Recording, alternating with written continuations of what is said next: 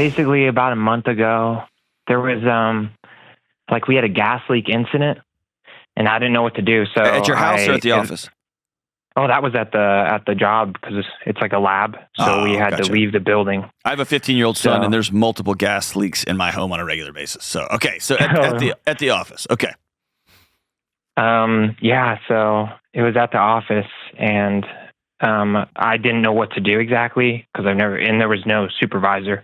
So we ended up evacuating the building, and I thought, I was kind of freaking out for sure because it was like a scary thing.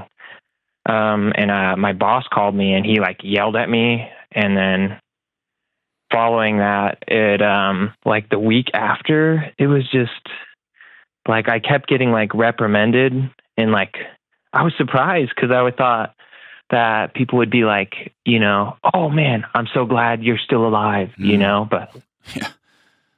No one ever said anything like that. So, but I'm also like stuck on crossroads in terms of jobs. So tell me about that. I wanted to, so I've been like applying to things, but it's like waiting for like months to like go through application processes. Mm-hmm. So otherwise I would be like, oh, sweet. I'm just going to leave this. So sure. Well, and let me say this, you're wise to not just jump off the dock without another boat, right? Yeah, for sure. Yeah. Are you married? Do you have kids? No, but I have roommates and rent to pay. So excellent. Yeah. Excellent. Perfect. That's awesome. So, I will say it like this. My boss is a radio icon and the CEO of a company that has 1,000 employees. I'm a very opinionated guy, and so is he. And we have gotten, shocker alert, we've gotten cross. I also know that after we've gotten cross, I can always circle back and say, hey, I want to follow up here. And then we can sit down and have that conversation.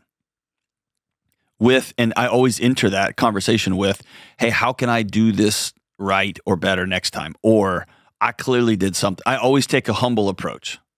Not because I always think I'm wrong, but because humility is always the path forward where you get what you want to be, right? Unless you want to burn something down. And I just have decided in my life, I'm going to save burning things down to very rare moments. And so do you have the opportunity, if you were to send your boss an email or a text message, that y'all could loop back and say, hey, I want to follow up, be like, hey, I clearly screwed something up. I thought I was doing the right thing. A, how do you want me to handle this in the future? And B, how can I make this right moving forward? I mean, not really, just because like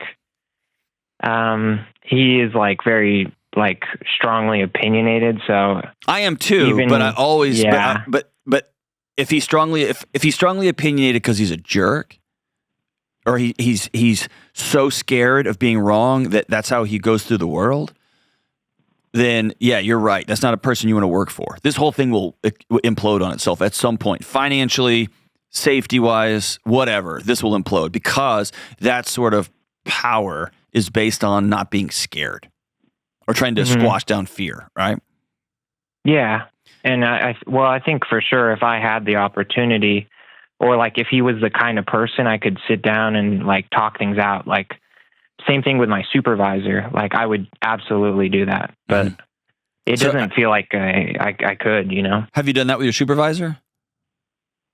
No, she just like kept like lecturing me and telling me, what I could have done different. Okay. So let's be reflective. Hard. Was she right? Oh, for sure. Yeah. And I told her that too. I was like, yeah, you're right. I could have done that for sure. But it seems like no one respected it on my half that like I didn't feel safe, and I have the right to like stop there, Unless your feeling safe was not, your feeling wasn't factually right. And so you felt scared, and then you got some new information, and they're like, no, actually, this is the path you should have taken. And they should have said, hey, we didn't tell you this. That's on us. Moving forward, fill in the blank. Or maybe they did, and you got scared and you didn't follow the protocol. But I want you to hold the tension of, I felt unsafe, But actually I was. And I pulled the fire alarm, and actually there wasn't a fire. Mm-hmm. Is there any truth to that?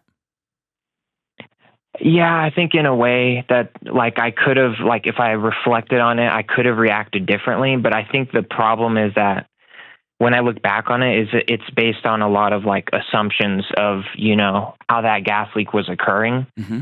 So it would be me assuming like, okay, if I stop this, that, it's going to be done leaking and I can remove it, Sure. But do you get how both of y'all had assumptions?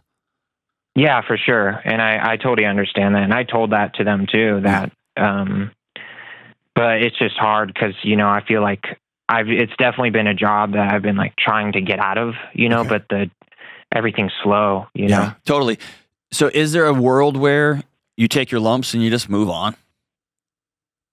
Yeah, for sure. I definitely tried to do that. It was just like a terrible week, but Yeah. I just didn't know how I could fix it on my end of things, like internally. It sounds like you can fix it in two ways. One, don't let this incident take away your character. And what do I mean by that? You said, and you've continued to say, I will show up to your place of work and do my absolute best in exchange for serving a customer and in exchange for a paycheck. Mm-hmm. And you've also decided, I don't want to work here long term. Great. That's awesome. But now that, like, as the old saying goes, when your spirit leaves your workplace, your body should go ahead and follow it as soon as possible. And so the challenge for you is, how do I keep my spirit here when I got embarrassed, when I made a call and everyone around me said that's the wrong call, and I still think the call in the moment was right, but I get what they're saying. Mm-hmm. How do you not be buried in shame and embarrassment, take your lumps, stand back up tall and say, regardless of the environment, I am not going to cash in my character and my dignity. I'm still going to show up here, put my head down, work as hard as I possibly can, learn my lesson here. And at the same time, in the evenings, not on the clock, in the morning, I'm going to get up at 5 a.m. and I'm going to stop throwing a bunch of LinkedIn stuff out there with AI cover letters, but I'm going to go call actual people doing actual jobs that I wanted to work in. And I'm going to up my game in terms of getting out of here. I see what you mean. Does that make sense? Because yeah, how old are you? I am 22. Okay. Part of working on a team is striking out to end a game. That happens. Especially when coach said, hey, when you go up there, he's going to throw you a curveball first. Don't swing. And you walk right up, he throws a curveball and you swing and whiff. And then coach goes, I told you, and you have that embarrassment. Mm-hmm. Part of you moving into like a profession is feeling a certain way, making a call, and it's the wrong call. Or maybe it was right for you, but it was wrong for the company that you serve, and taking your lumps. And I could, if your leaders were calling me, if your supervisors and bosses were calling me, I speak at business events all over the country. I would tell them, dude, you have a 22-year-old, no diss here, but you have a 22-year-old kid. It's his first job. It's a gas leak. Relax. Mm-hmm. Bring the kid in. Say, hey, I get why you made this call. Don't do that in the future. Here's all this is. And we need to do a better job of A, training you all, and B, having a hotline that y'all can call. You get what I'm saying? That's what they should do, yeah. And they didn't. And so you get to decide, am I going to quiet quit? Am I going to, at 22, decide I'm a person who, if I have a strong feeling, even if it's wrong, I'm going to take my ball and go home? Or am I going to take my lumps? By the way, they're going to be on to the next drama next week. I'm going to put my head down. Yeah. I will be the best worker humanly in this building. I'll outwork everybody.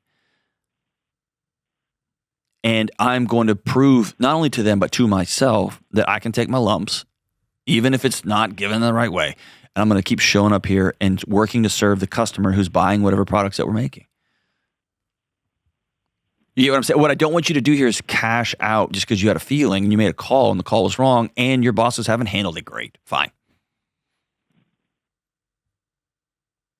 Yeah, you know what I'm saying? I think I see what you're. Yeah, so kind of like be the bigger person and kind of move on. It's not about being the bigger person. It's never letting external situations take your dignity and your integrity from you. I see. And if you want to say, I don't want to be the bigger person here, then the integrous thing to do would be to walk in and quit. I will not work for somebody who treats their employees this way when they make a mistake. And you're 22 and you're probably in a position where you don't have 6 months of an emergency fund somewhere where you can do that. Yeah. And that's another thing. My hope is this is a moment for you where you say, I never want to be beholden to a boss again. And so I'm going to work for the next 4 years and not owe anybody anything. I'm going to drive a crummier car. I'm going to pay all my student loans off. I am going to save and have 6 months of my expenses in a checking account, in a high yield savings account. That way, if anyone ever disrespects me, calls me out and embarrasses, like whatever, if my boss ever shows they're not a person of character, I can walk right out the door. And here's what's crazy about that as a 22-year-old. When you have that sort of security outside of the office, you stand a little bit taller and you challenge just a little bit more.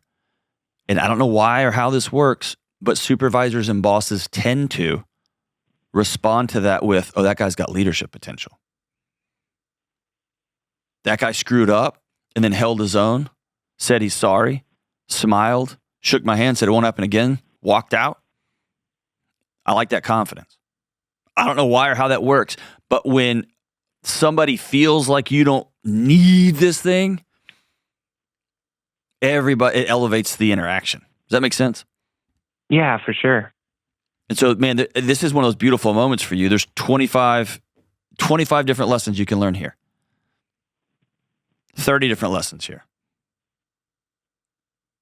And I almost think the greatest lesson you can learn, not from anybody else, but for your own grit and resilience and inner strength is, actually, I'm not going to quit.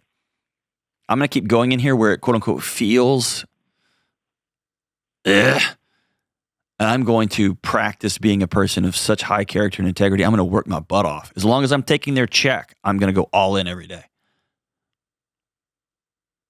I see. Does that make sense? I know every one of your roommates is like, screw them, get out of here. And if we look around, there's too many 30-year-old men like us living in their mom's basement still. Yeah, that is a fear. Because they have a feeling, like, I don't feel safe, or I don't feel like my boss likes me. I don't feel, and they just leave because they're letting her feelings run their life.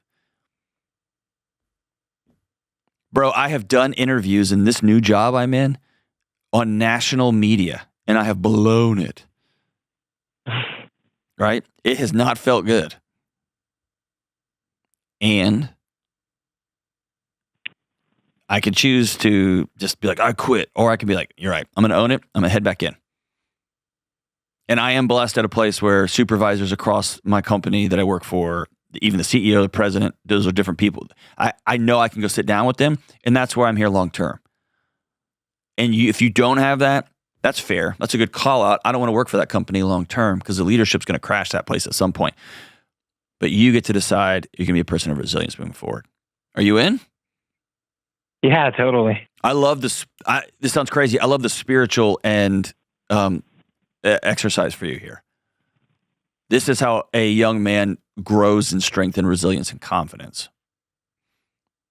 Which is, I got embarrassed. I thought it was like, go ahead. Oh, sorry. No, go ahead. I was just going to say, I thought it was, like such a regrettable experience, but I think you're helping me realize it's like for my youth, it's something I should be thankful for. Well, yeah, dude. And would I want you to go through it again? No.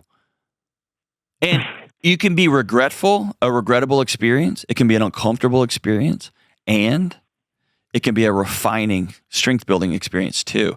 It's who are you going to be after the thing happened? That's character. And maybe you learned at 22, okay, my feelings aren't always right. Or I'm going to make a call when I don't feel safe. I'm going to always default to safety. And sometimes I'm going to overswing, especially at 22. Especially with a gas leak, for God's sakes. Right? Yeah. It doesn't make you crazy. But I think too, and by the way, this is going to happen in a romantic relationship.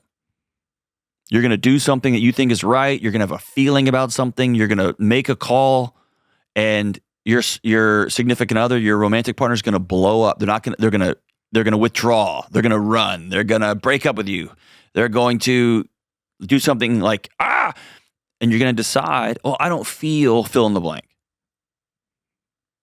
What's the next right thing beneath that feeling? Because feelings aren't designed to tell us the truth. They're designed to keep us safe. And so your feelings in this moment, you heard a twig snap in the forest and you went running. And they're like, dude, that was just a squirrel.